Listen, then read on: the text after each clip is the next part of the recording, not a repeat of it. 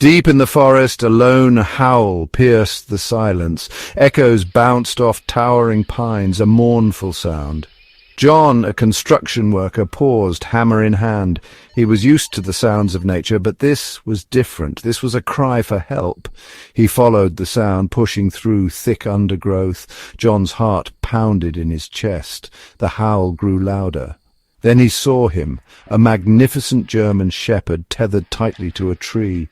The dog was emaciated, ribs visible beneath matted fur. Fear flickered in his eyes, but his tail gave a weak thump on the ground. John felt a surge of pity for the animal. John approached cautiously, speaking in soothing tones. "Hey, boy, easy now, I'm here to help." The dog tensed, a low growl rumbling in his chest. John held out his hand slowly, letting the dog sniff it, the scent of a friend, not a foe. Relief washed over John. He had to get this dog help. John immediately called the local police. They responded quickly, Officer Miller, a seasoned veteran, taking the lead. Miller had a soft spot for animals, especially dogs who'd seen a rough time. He surveyed the scene, noting the dog's distress, the tightly bound rope. Anger flickered inside him. Who could do this to such a noble creature? "Easy, fella," Miller murmured, approaching slowly. He knew better than to rush a scared animal. He crouched low, avoiding direct eye contact. The dog watched him with wary eyes, a low whine escaping his throat. Miller pulled out a small pouch from his belt, offering a treat. "Here, boy, good boy." The dog hesitated, torn between fear and hunger. The scent of the treat wafted towards him, stirring something primal. He took a tentative step, then another. Miller held his breath, not wanting to spook him. Finally, the dog snatched the treat, his tail giving a hesitant wag. A small victory, Miller thought, a flicker of hope in the darkness.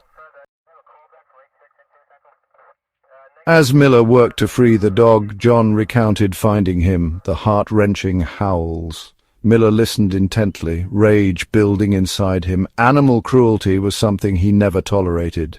He gently removed the rope, feeling the dog's bony frame beneath his touch. "You're safe now, boy," he whispered, clipping a lead on the dog's collar. The dog flinched at the touch, but didn't pull away. He seemed to understand on some level that these humans were there to help. He leaned into Miller's touch, a tremor running through his body. Miller gently stroked the dog's head, marveling at the resilience of animals. They walked slowly back through the forest, the dog sticking close to Miller's side. The sun peeked through the trees, painting dappled shadows on the forest floor. A new day was dawning, filled with hope and second chances. At the station, Miller settled the dog in a warm kennel, providing food and water. He watched as the dog ate ravenously, his tail thumping weakly against the concrete floor. There was something about this dog, a certain dignity, an air of quiet strength. Miller couldn't shake the feeling that this was no ordinary stray. He examined the dog's collar, finding it surprisingly well made, almost military grade. Attached was a small metal tag engraved with a single word, "Hero." Miller's breath caught in his throat. This dog had a story, a past cloaked in mystery. He vowed to uncover the truth, to give this hero the recognition he deserved. Miller set about contacting local shelters, hoping to track down the dog's owner. He also alerted the local news, figuring someone, somewhere, must be missing this incredible animal. As he worked, the dog watched him with intelligent eyes, a sense of understanding passing between them. Section 5. Scars of War. Days turned into weeks with no leads on the dog's past. Miller had grown attached to the dog, naming him Hero in honor of the inscription on his tag. Hero was a gentle giant, fiercely loyal and surprisingly well-trained. He responded to commands instantly, his movements precise, almost military-like. Miller's suspicions grew. This dog wasn't just any pet, he was something more. One afternoon, while grooming Hero, Miller noticed a series of faint scars on the dog's flank. They were old, almost faded, but definitely not from any ordinary accident. These were the scars of war, etched onto the body of a soldier. Miller's heart ached for what Hero must have endured. He vowed to give him the peaceful life he deserved. News of Hero's story spread like wildfire, capturing the hearts of the community. Donations poured in for his care, and people lined up to offer him a loving home. But Miller knew that finding Hero's original owner, if possible, was the right thing to do. Section 6. A Soldier's Best Friend. One evening, a breakthrough. A national news network picked up Hero's story, airing it during their segment on military heroes. The next morning, Miller's phone rang off the hook. It was a call from a military base thousands of miles away. A soldier, recently discharged, had seen the story.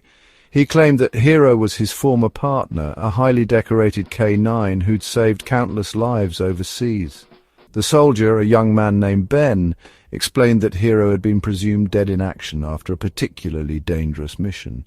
He was heartbroken, blaming himself for his partner's loss. Seeing Hero alive and well on the news had brought a mix of emotions: shock, disbelief, and overwhelming joy. Arrangements were made for Ben to be reunited with Hero. The reunion was emotional, to say the least. Tears streamed down Ben's face as he embraced Hero, the dog whimpering and licking his face with unrestrained joy. It was a bond forged in fire, unbreakable, unyielding. Section 7. A promise kept. As Ben explained, Hero had indeed been a war hero, credited with sniffing out explosives, locating missing soldiers, and even providing comfort in the darkest of times. During their last mission together, a hidden explosive had detonated, separating them. Ben had searched desperately for Hero, but to no avail. He was forced to return home, haunted by the memory of his lost friend. Seeing Hero again, alive and well, was nothing short of a miracle. Ben explained that he had been discharged due to injuries sustained in the blast. He had vowed that if he ever got the chance, he would find Hero and give him the loving home he deserved. Miller watched the reunion, his heart swelling with emotion. He knew that Hero belonged with Ben, his rightful owner and best friend. It was time for Hero to trade the battlefield for belly rubs, to enjoy a life of peace and companionship. Section 8. Unbreakable Bond. The entire town came together to give Hero a hero's farewell. There were tears, laughter, and heartfelt speeches about the power of loyalty, courage, and the unbreakable bond between a soldier and his dog. Hero, overwhelmed by the outpouring of love, basked in the attention, his tail wagging furiously.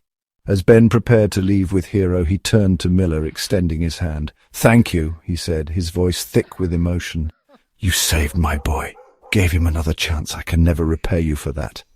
Miller grasped his hand firmly. "Just promise to give him a good life, Ben. That's all that matters." With a final wave, Ben and Hero drove off into the sunset, their silhouettes framed against the golden sky. It was the beginning of a new chapter, filled with hope, healing, and the enduring power of friendship. Section 9. A New Dawn. News of Hero's story spread far and wide, a beacon of hope in a world often shrouded in darkness.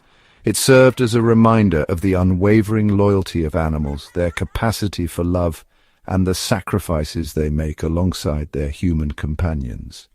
Hero's journey from battlefield to loving home touched countless lives, proving that even in the face of adversity, courage and compassion can prevail. And so, the legend of Hero, the war dog who found his way home, was passed down through generations, a testament to the enduring power of the human-animal bond. It was a story that warmed hearts, inspired hope, and reminded everyone that even the smallest acts of kindness can make a world of difference.